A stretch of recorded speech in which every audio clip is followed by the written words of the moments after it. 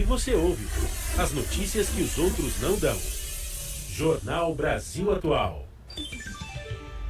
Agora são 7h29 e a situação da educação diante da pandemia foi tema da entrevista de Marilu Cabanhas. Vamos conferir.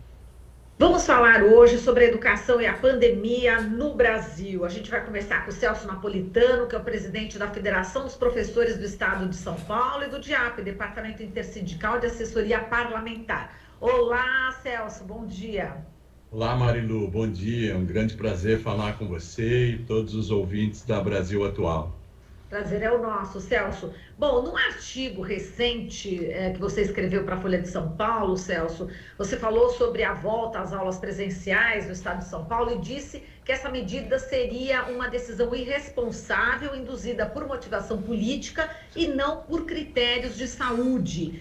E o governador Dória ouve os donos de escolas particulares, mas não ouve os professores, né, Celso? É isso, Marilu. Infelizmente, o governo do estado, o secretário da Educação, embora tenham estabelecido um plano de retorno às aulas só em setembro, depois de analisarem as condições sanitárias, nos últimos dias, principalmente, tomaram medidas de flexibilização dessas condições sanitárias, não é? E estão programando volta às aulas sem um contato e sem um critério, sem a representatividade dos profissionais da educação, dos educadores, inclusive dos pais dos alunos, das famílias, que agora, em pesquisas recentes, revelaram a sua insegurança com relação ao retorno das crianças à escola. Então, além dessas medidas sanitárias que têm que ser tomadas com muito critério, com muita cautela, né, em relação à volta dos alunos, há outras questões que devem ser levadas em consideração, que se refere à saúde das próprias crianças, à segurança das famílias e dos educadores. Eu estou chamando educadores aquele conjunto de pessoas que participam da atividade da relação ensino-aprendizagem na escola, sem nenhum juízo de valor sobre a função que exercem na escola. Cada um deles tem a sua importância. Até aquela pessoa na portaria que recepciona as crianças. Aliás, é a pessoa com que os pais têm contato, as crianças têm contato. O transportador, né? O famoso tio, a tia da perua, não é? As pessoas que participam lá de toda a atividade da manutenção, as pessoas que fazem toda a parte de higiene, passando pelos professores e chegando, inclusive, à parte da diretoria, da direção pedagógica e tudo, com os diretores, os secretários, etc. Todos esses participam dessa relação ensino-aprendizagem e as pesquisas estão demonstrando que há uma insegurança total.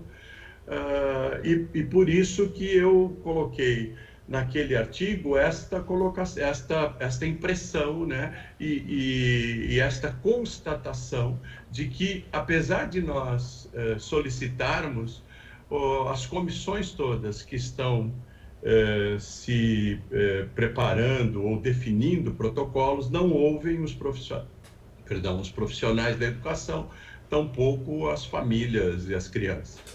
Exato. Agora, nos últimos dias, Celso, a gente viu aí a repercussão que causou o vídeo feito pelo Sindicato das Escolas Particulares do Estado do Rio de Janeiro, você deve ter visto, né? O conteúdo dizia mais ou menos o seguinte: estudos só confundiram, trancar pessoas em casa não é ciência. E também em Brasília, a gente viu donos de escolas de educação infantil fazerem carreata para pedir volta às aulas presenciais. Quer dizer, nada educativo. Celso, o papel da escola não seria educar e não fazer o papelão? Marilu, infelizmente foi isso que aconteceu. O vídeo do Sinep do Rio de Janeiro é estarrecedor. Eu ontem, conversando com uma colega sua do estado de São Paulo, disse que se fosse eu mantenedor de escola particular, me colocaria frontalmente contrário a esse vídeo, porque esse vídeo não educa, muito pelo contrário, deseduca. É um vídeo que se pode comparar com aquelas pessoas que até hoje consideram que a Terra é plana, não é? É um absurdo completo. E hoje eu li que várias escolas do Rio de Janeiro estão se colocando contra esse vídeo, porque se eu sou pai de aluno do Rio de Janeiro e a escola do meu filho não se posicionar contra esse vídeo, eu tiro o meu filho dessa escola. Porque não se posicionar contra significa que está a favor, né? Quer dizer, as pessoas que não se posicionam, que se calam, consentem com a mensagem daquele vídeo. Aconteceu a mesma coisa em Brasília e aconteceu em São Paulo também. Na quarta-feira, um grupo de escolas, principalmente da região do ABC, também patrocinaram ou saíram em carreata, e algumas delas, inclusive, exigindo que os funcionários participassem.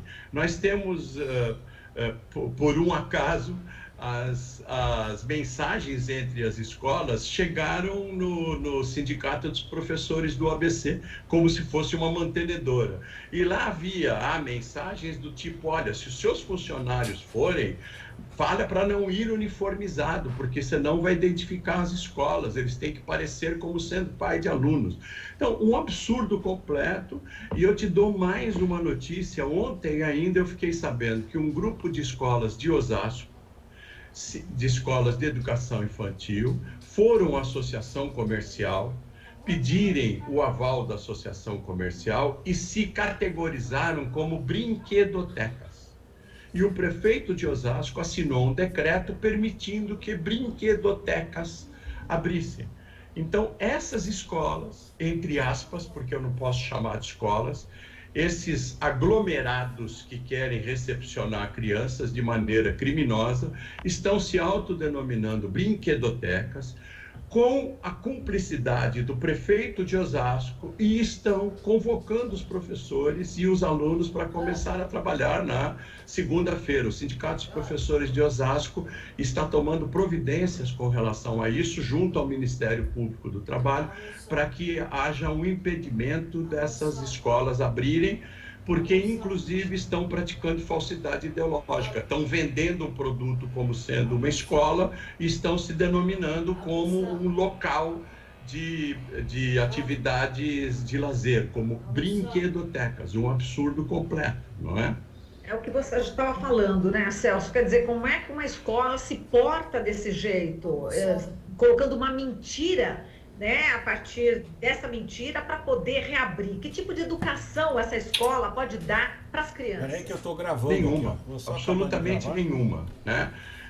Nós estamos notando nessa pandemia algumas questões que estão aflorando, né? Por exemplo, grupos de escolas desse tipo que estão se revelando basicamente atividades de negócio, que não tem nada a ver com a educação. Espero que os pais, as famílias, se conscientizem do tipo de estabelecimento que seus filhos estão frequentando.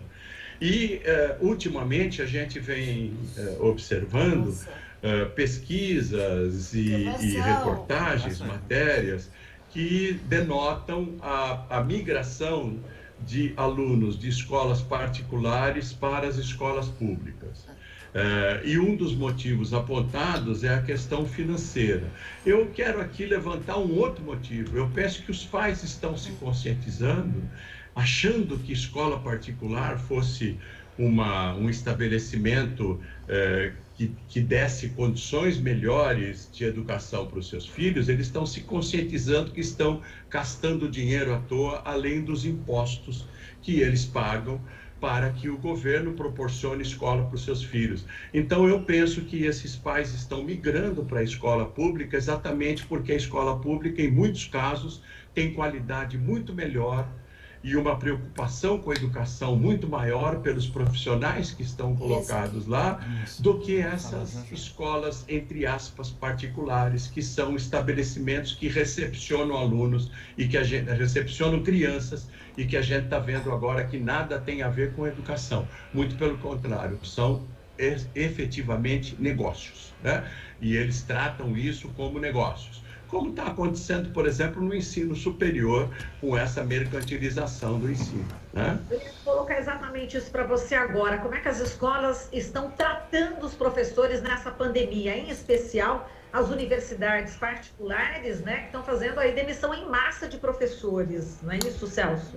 Então, Marilu, também estão agora tirando a máscara, né? Quer dizer, no momento que todo mundo coloca a máscara, as escolas particulares do ensino superior, os grandes agrupamentos mercantis, estão tirando a máscara, né? Estão demonstrando que a única coisa que interessa a eles é o negócio efetivamente, que não tem nada a ver com educação, né? A gente tem notado, e aí várias reportagens e várias pesquisas estão demonstrando o quanto essa educação à distância é um engodo, né? Muitas pessoas se dirigem à educação à distância, um agrupamento muito grande de pessoas, imaginando que com preço mais barato possam ter possibilidade de uma ascensão social ou de uma qualificação que lhes permita até progredir profissionalmente, mas o que nós estamos percebendo, e ultimamente, até por relato dos professores e até pelas próprias constatações dos sindicatos de professores, é que eles estão tratando isso exatamente como uma unidade de negócios qualquer, sem se preocupar com os alunos. Eu ontem estava conversando com uma professora de uma universidade de São Paulo, que no curso de inglês há 3.600 alunos com duas professoras. Duas professoras para atender a 3.600 alunos num curso de licenciatura de inglês que você tem, inclusive, que ter uma relação em termos de oral, né, fonética, pronúncia, etc. Então, o que essas pessoas vão esperar no momento que elas estão fazendo este curso? E no caso dos cursos presenciais, ocorreu um fenômeno incrível, né? Os professores, de uma hora para outra, tanto no ensino básico quanto no ensino universitário, de uma hora para outra, eles saíram do presencial para o remoto. Então, tiveram que refazer todo o seu planejamento, baseado na interação presencial com os alunos, de muito tempo, né, para um planejamento remoto. Planejamento pedagógico. Além disso, transformaram as suas casas em estúdios, não é? Quer dizer, eles tiveram que fazer transmissão de aulas. Professores de ensino universitário, de uma hora para outra, tiveram que adequar o seu planejamento para atender até 100 alunos, que é o número normal, entre aspas, né, de um curso universitário particular via remoto. Como é que você consegue prender a atenção desses alunos durante 50 minutos, né, pela via remota? Tiveram que se adaptar, inclusive em termos tecnológicos, de banda larga, até adquirir equipamentos, etc. Muito bem. No final do semestre, há um número de demissões assustador. Uma universidade de São Paulo chamada Uninove demitiu metade do corpo docente. De 1.400 professores, 1.480, eles demitiram 680 docentes. Eu quero saber como é que eles vão trabalhar o segundo semestre com metade do corpo docente. Só há uma explicação, né? É que eles, com a atividade remota, eles romperam as barreiras físicas. Então, os alunos de 5 campi aqui na cidade de São Paulo, eles serão colocados numa sala virtual única. Eles estão usando a palavra agora ensalamento para definir isso. Então, eles estão ensalando todos esses alunos numa atividade, numa sala virtual. E o professor vai ter que atender 300, 400, 500 alunos, né? E uma outra universidade, nós levamos o caso para o Tribunal Regional do Trabalho, não conseguimos a readmissão dos professores, mas conseguimos negociar um pacote que proporcionasse uma atenuação, né, do impacto da demissão, com um plano de saúde, porque os professores têm plano de saúde e nesse momento não conseguirão outro emprego, então um aumento no plano de saúde, etc. Uma outra universidade, ontem, também, numa audiência do Tribunal do Trabalho, a Universidade Cruzeiro do Sul, Unicsul, declarou, está gravado na audiência do tribunal, que os professores foram substituídos porque não se adaptaram à atividade remota.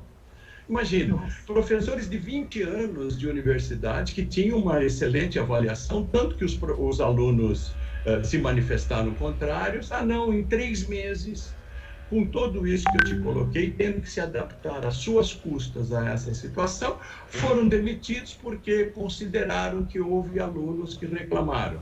O que é mentira, né? Na verdade, eles estão fazendo uma substituição de salários altos por salários baixos ou diminuindo o corpo docente para atuar, eu até reputo, é uma palavra séria, mas eu reputo criminosamente, para atuar criminosamente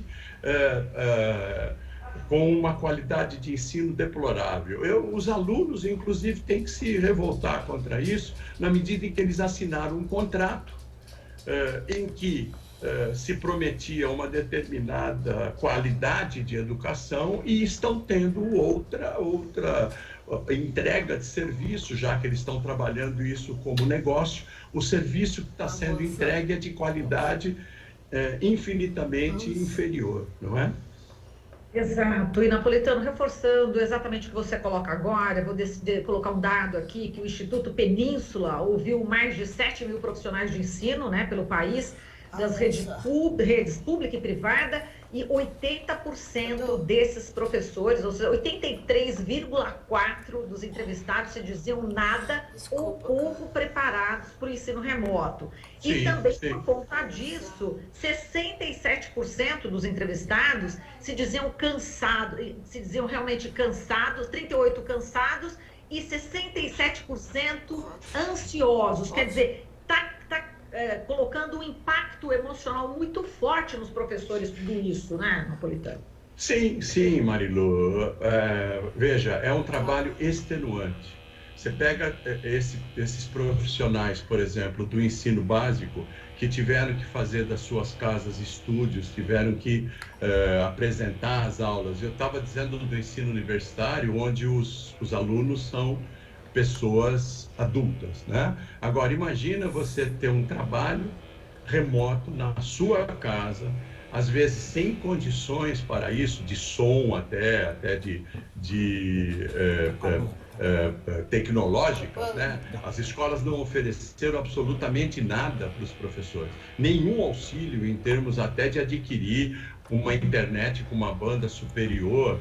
Essas pessoas estavam em casa onde os companheiros, as companheiras, os cônjuges também estavam trabalhando remotamente, as crianças também tendo aula remota, às vezes cuidando de familiares idosos, porque também não havia nenhuma ajuda profissional, algum tipo de ajuda de funcionário já não existia mais, porque na quarentena você não podia ter cuidadores ou até diaristas na sua casa. Então, essas pessoas que predominantemente são do gênero feminino, 85% dos professores do ensino básico são do gênero feminino, tendo que fazer a tripla ou quádrupla jornada. Então, nós temos relatos de professoras e professores que só tinham tranquilidade de preparar as suas aulas, porque imagina o que é preparar uma aula virtual remota, de modo que você possa prender a atenção de um determinado número de crianças em termos de uma aprendizagem, né? E só podiam fazer isso depois que todo mundo fosse dormir, inclusive teriam uma tranquilidade tecnológica para isso, além da tranquilidade pessoal. Então, pessoas extenuadas que dormiram 3, 4 horas por noite, né? Além disso, sofreram bullying, porque houve um grande número de pais e famílias que se intrometiam nas aulas dos professores. Você sabe que ainda tem aquele odioso grupo do tal do Escola Sem Partido, que na verdade tem partido, né? Na verdade tem ideologia. Além disso, sofreram também pressão por parte das direções das escolas. Então, hoje, com a comunicação instantânea, Um pai observa uma aula do filho, não gosta de alguma coisa, se comunica por WhatsApp com a direção da escola se comunica com o professor. Isso na educação básica foi recorrente, né? Apesar disso tudo, o dado que você traz demonstra que os professores estão ansiosos e inseguros com a volta às aulas. Então, apesar disso tudo, ainda eles pretendem se manter em ensino virtual, porque tem receio da volta às aulas, inclusive porque, primeiro, não tem segurança sanitária, né? Segundo, vão ter que trabalhar de máscara. Você imagina, fonoaudiologicamente, você que é uma pessoa que trabalha com a voz a vida inteira, o que significa trabalhar 3, 4 horas com uma máscara. Terceiro, porque só um agrupamento de alunos volta à escola, outro fica em casa. E agora com essa também irresponsabilidade do MEC, que transfere a responsabilidade aos pais, dizendo o pai escolhe se manda o filho para a escola ou não. E ainda a conselheira Rose Neubauer, do Conselho Municipal de Educação, sugere que haja um termo de responsabilidade, que o pai se responsabilize pela criança ir à escola ou não ir à escola. Isso é uma transferência total de responsabilidade e é uma irresponsabilidade, uma leviandade do poder público. Mas mesmo assim, esses professores se propõem a fazer o trabalho remoto para não ter uma duplicidade ainda maior de trabalho com as crianças que vão à escola e outras que ficam em casa. Além disso, os pais, quer dizer, na maneira como está sendo proposta, as crianças ficariam 1 ou 2 vezes por semana na escola e o restante da semana em casa. Então não vai resolver nem o problema daquele pai que precisa trabalhar, porque ainda vai ter que manter uma certa estrutura para que seu filho fique em casa 2 ou 3 ou 4 vezes por semana. Então, nós estamos defendendo que a volta à escola tem que ser com vacina. A volta à escola tem que ser segura. Enquanto isso, a criança em casa é uma criança viva, é uma criança sadia e é também a possibilidade de toda a comunidade escolar também ficar um pouco mais tranquila, apesar do trabalho imenso, e também se manter sadia, e os seus familiares também, né? Perfeito, Napolitano. A gente agradece aqui toda essa reflexão, são muitos os pontos, né, a respeito dessa questão. A gente volta em outra oportunidade a mergulhar em outros pontos. Vamos ver como é que a gente vai ver as providências, né, das autoridades nesse sentido, né, do retorno às escolas. Muito obrigada, Napolitano. Foi um prazer falar com você, viu? Um abração. Para mim é sempre um prazer falar com você, Marilu, e só queria acrescentar que nessa questão das autoridades, a federação entrou junto ao Ministério Público do Trabalho para haver uma mediação entre os sindicatos de mantenedores e de professores, com a participação de uma comissão multidisciplinar que possa definir critérios, se for o caso, para a volta às aulas, ok? Perfeito. Muito obrigado. Parabéns pelo trabalho de vocês, sempre excelente, e é muito gratificante estar com você. Um grande abraço, Marilu. Um abração, Napolitano. E você já determinou aí a nossa próxima conversa. Vamos ver o que vai dar, né? Exatamente. É isso mesmo. Desse encaminhamento que você acabou de falar. Um grande abraço. A gente falou aqui Um abraço. com o Celso Napolitano, ele que é presidente da Federação dos Professores do Estado de São Paulo e do Departamento Intersindical de Assessoria Parlamentar.